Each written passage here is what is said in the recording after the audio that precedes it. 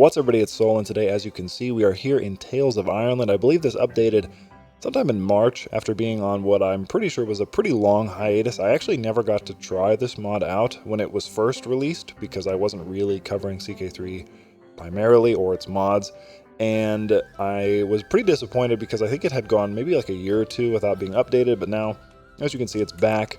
There's so many features to this mod that I never even knew that this was really a thing. I didn't know that it had like magic. I didn't know it had wolf people, which actually that's who I'm going to pick here. I'm going to play as Liam the Wolf. He's a wolf walker. And you get some nice little bit of lore. There's also vampires, there's magical peoples, you can play in the lowlands as well, which I did not include in the introduction, but there's a lot of stuff to this mod. Trying to unite the Isle of Man could be a cool thing. You can play as various kings throughout the realm. There's also a high king that gets elected. There's a lot of stuff here, but we're going to play as Liam the Wolf. Let's read his little blurb here. The deep forests around Galmoy are said to be home to the wolf walkers, men who can shapeshift into wolves. The Lord became obsessed with such rumors, starting and leading a years-long hunt to find and destroy them. His son, Liam, protested, believing they meant no harm and could even help them. Alas, the Lord continued the hunt, and when he discovered the wolf walkers' den, they descended on the party and slaughtered them. Liam was gravely wounded, but the Wolfwalkers, knowing the mercy Liam had showed them, saved his life by granting him the same power. Now the tales speak of a wolf lord, by day a ruler, by night a wolf. Liam has always struggled. Will he hold on to his humanity or be consumed by the beast that lies within? And let's just jump in there. So as you can see, Tales of Ireland does a pretty... I think it's really helpful. A lot of mods should do this, but I know for a fact Princess of Darkness does this as well, where they give you this, welcome to Ireland, you have all these options, different war changes. In this mod, the average levies that a ruler has is approximately 8 times smaller, the men-at-arms regiment size is 4 times smaller, and the knight power is 3 times smaller. Different things, that means that men-at-arms are even more important than before, and knights are even more important than that.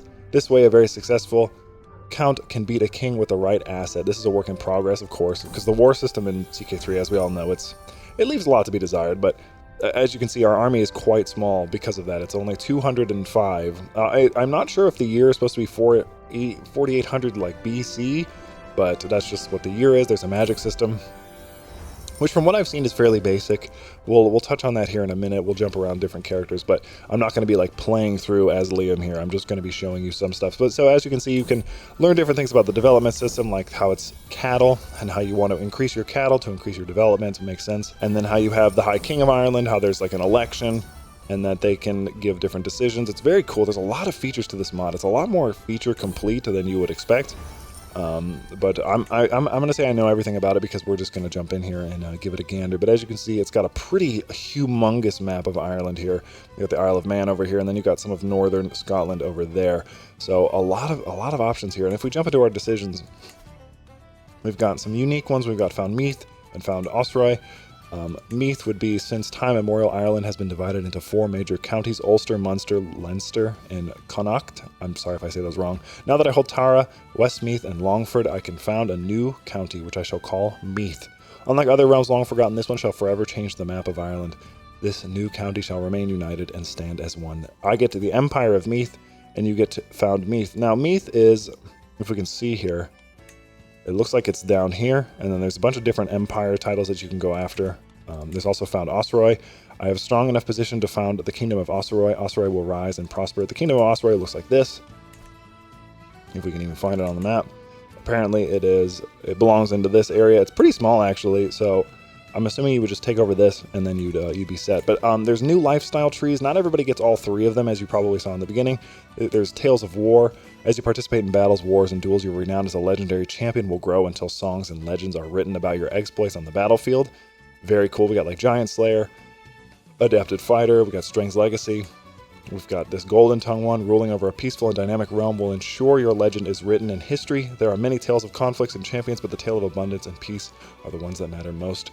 So this one would be more like a diplomacy tale focus. I believe there's also a magic one for magic users. We'll jump in and check that out in a second. Something I really like that this does, a couple other mods do this as well, where you have like physical characteristics of your specific culture almost. So this guy's a Celt, so he has an increase to monthly piety and Celt character opinion. They actually get probably the least amount of bonuses as far as I've seen. So we just jump around.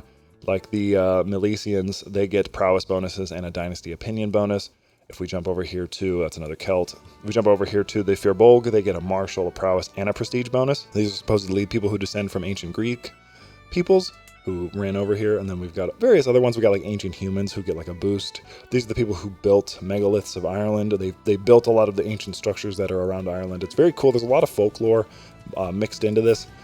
Same thing with the wolf walkers. You get a godlike health bonus. You get an 8 prowess increase. Men-at-arm maintenance minus 20% at Xbox. That's actually probably huge for this character. So he's a wolf walker. They're mythological half-wolf people. They have an inner wolf that appears when they fall asleep. They can easily heal their wounds and command the other wolves. So probably a pretty cool character to play around with. Manage your inner wolf. Oh, that's cool. This is what I was actually curious about. I am a wolf walker. The wolf inside me is hungry and wants to be unleashed, whereas I know that I risk losing my humanity if I'm not careful. I'm a wolf walker and can command the wolves of the forest. If I gather them, I may be able to use them on the battlefield. Ooh, you get an army of 50 men in Galmoy. You get a wolf walker army. That would actually probably help you out really early on here, trying to take over some territory. Interestingly enough, he could probably go cattle raiding. That's cool. He could probably take over some of these areas pretty easily if he really wanted to. And obviously he's not married. There's all that other stuff. But very, very cool. I like this. I want to show you the magic tree. So I'm going to go up to, there he is. I'm going to switch up to this lad up here in Dory. I don't know how you would say this. And so he is a Tutha de Danann. I don't know if that's how you say it, but he has they look kind of like elves to me. I don't know if that's what they are. They were the former rulers of Ireland, descended from the Nemedians that traveled to mystic lands. They returned with an increased longevity and powerful magic abilities. Their bodies have been weakened and they lost part of their humanity in the other world. So they're sounds like half humans, maybe like Fae touched. So they're like Sith touched. Maybe that's exactly what it's supposed to mean, or Scythe touched. Nuada has given great gifts with magic from the gods. So he can use magic. He's 1,500 years old. I'm sure that there's more lore context to who this character is.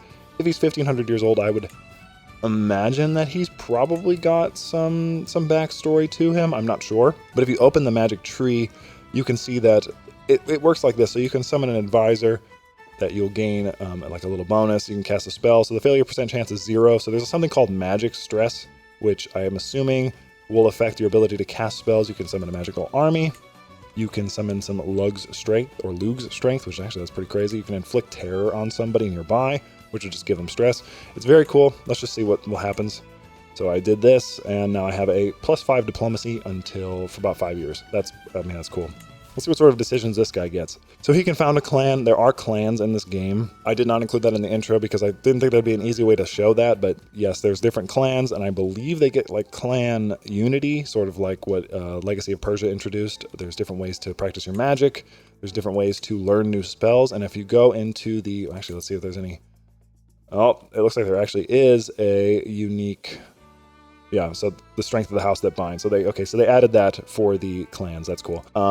If you go to where is his lifestyle choice? Am I crazy? There it is. Okay, so now he'll have Tales of Magic. Mastering the power of the other worlds will lead you to greatness and success. There are many legends of mystical forces and beings in Ireland. You have to be part of them. So there's like control magic of blood. There's control magic of the seed. As cruel as Baelor. So this is probably like evil magic. This is like life magic, learning the myths, stuff like that. Very cool.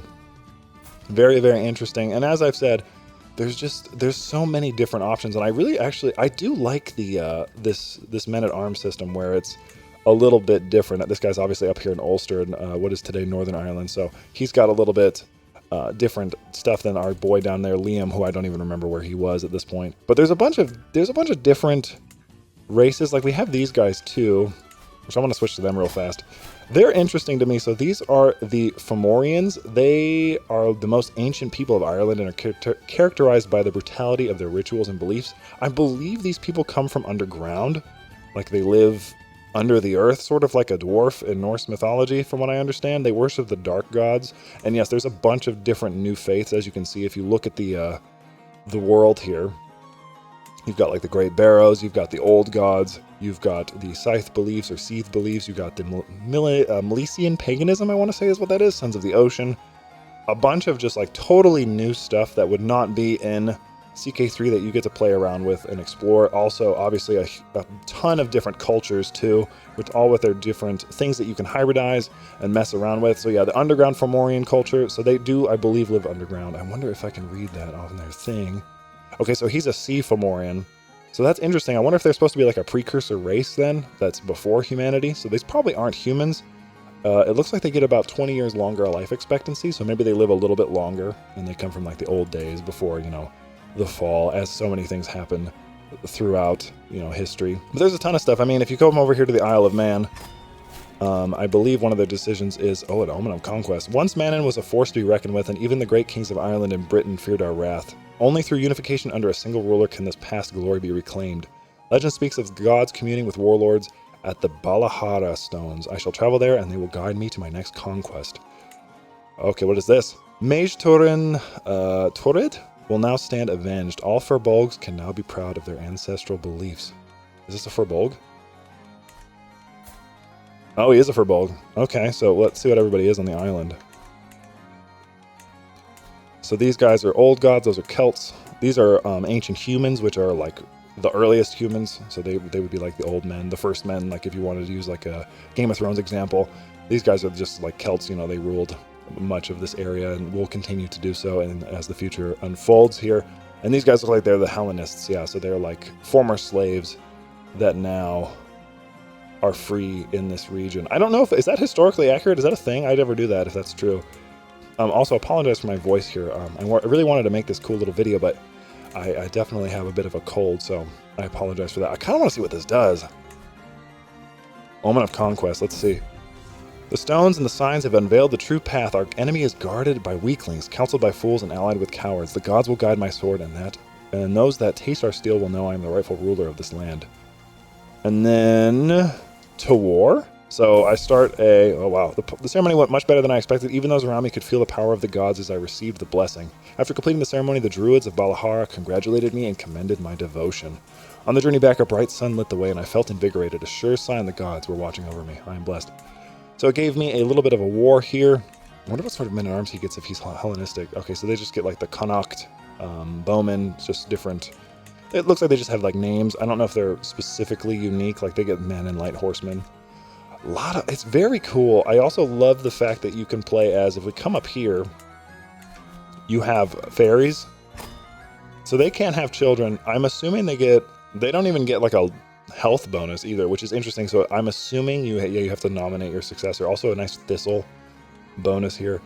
So fairies get belonging to either the Seelie or the Unseelie. Oh, the fairies of Alba are a part of the Sith people or Scythe people, but they have earthly possession and interact actively with the surface world. So a Seath or Scythe, they don't. Also, what is this up here? So there are Pictish up here as well. This is northern Scotland, right? So, okay, and then we have Brythonics as well. So the people who like some King Arthur stuff down there. Very, very cool. There's a lot to this mod. And I would love to do a more proper like gameplay video for it at some point. But I really wanted to just come in here today, show you guys around, show you some of the things that you can do there. Like there's magic, there's different decisions, a lot of different decisions. I mean, as you can see, the map is enormous, so actually conquering Ireland would feel like something worthy of doing if you wanted to do that, or even if not, if you just wanted to conquer the Isle of Man, make yourself a nice little empire here. Because I believe, like I said, I'm going to switch back around over here. Yeah. Restore Nemed's kingdom. Nemed, the leader of all our ancestor, ruled a kingdom here long ago. It is time for us to rebuild it and make it prosperous. The kingdom of Nemed, or Nemed, it looks like it's, oh, wait a minute. It looks like that's actually over here. Interesting. Okay, so Eastern Manon and Western Manon, which are de jure, they're just kingdom titles. And it doesn't actually look like, is there a empire title? Now I'm curious. Now I am curious. Interesting. Oh, control over Manon's legacy. Unite Manon would be the one, I think. You get the Kingdom of Manon. For too long, this fair isle has been soaked in blood as warlords and petty kings stake their claim. Now that Manon is once again under the single banner, they shall be cast aside. I shall follow in the footsteps of old Ban and reestablish the Kingdom of Manon. So it looks like you can unite it then. That's very cool, first of all. Also, I love the little art that they've used for the different decisions. I'm sure... I don't know if they had like an artist. Some of it does look a little AI generated, but personally I don't care. I think it's cool. It looks nice to me. I really love the magic. I like the amount of decisions I'm seeing. I obviously haven't gone through and played with everything, but it seems like there's a lot of attention to detail packed into the little crevices and crannies. Oh, we got a little Dublin right here. Who's there? We got the old gods. That's cool. But yeah, that's going to be it for this one. I hope you guys like this video. I hope you guys like this little overview. I hope you check the mod out. Remember, you can check it out on Steam. It was just recently updated. I'm using it with the current version of CK3 as of May. So, you know, I don't know how long that'll remain, probably until the next DLC, but you can play, it seems to me like everything feature complete, or more or less. I mean, I would say every mod is still in work. No mod is ever complete until it's done, right? Until they stop working on it. But I like what I see here so far. So thank you guys so much for watching. As always, I'm Soul. If you like the video, make sure you like, comment, subscribe, all that YouTube stuff. And I will happily see you in the next one.